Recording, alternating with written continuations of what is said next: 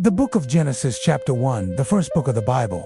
Genesis begins with the words, "In the beginning, God created the heavens and the earth."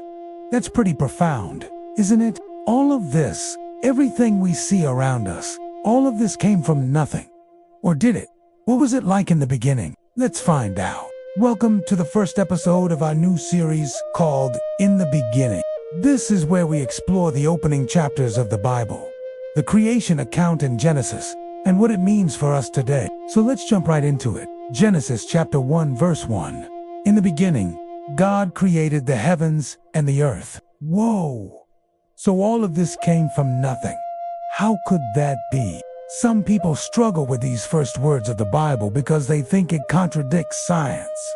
But notice that it doesn't say how the world began or what existed before this. It just says that in the beginning, which implies a starting point, a beginning, which makes sense. If something didn't start, then it never ended.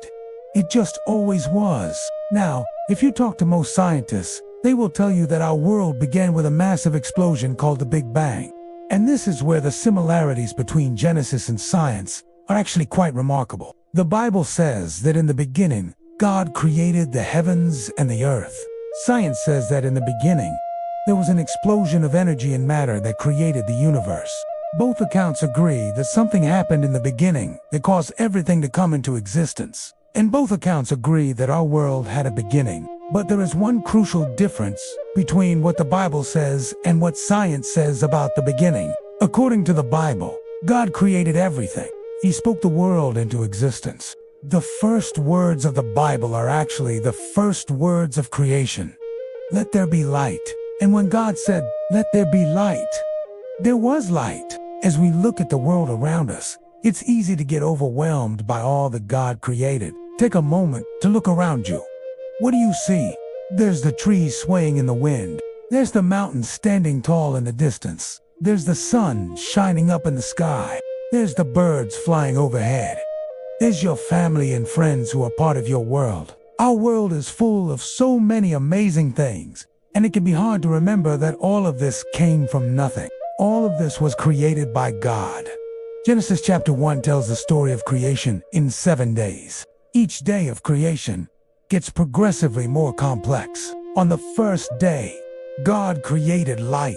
On the second day, God created an expanse to separate the waters from each other. On the third day, God gathered the waters together in one place, and dry land appeared.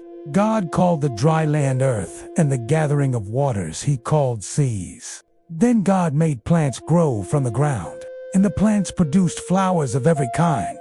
Not just one kind, but every kind. And there were trees that grew to be very tall, with fruit, and their seeds were planted in the ground. And God saw that it was good. And so on the third day, God created plants. On the fourth day, God created the sun, the moon, and the stars to divide the day from the night, and to govern the seasons and the years and the days. On the fifth day, God created sea creatures and birds. And on the sixth day, God created animals and humans.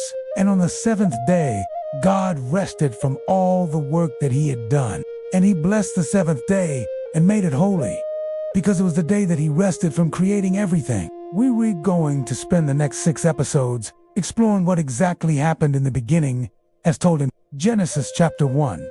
We will learn why the creation account is actually more than just a creation account. And we will see how this story is not just a story about how the world began, but a story about how we began, why we're here, and how we should live while we're here. Join us next time for episode 2, where we'll continue the story of creation as told in Genesis chapter 1.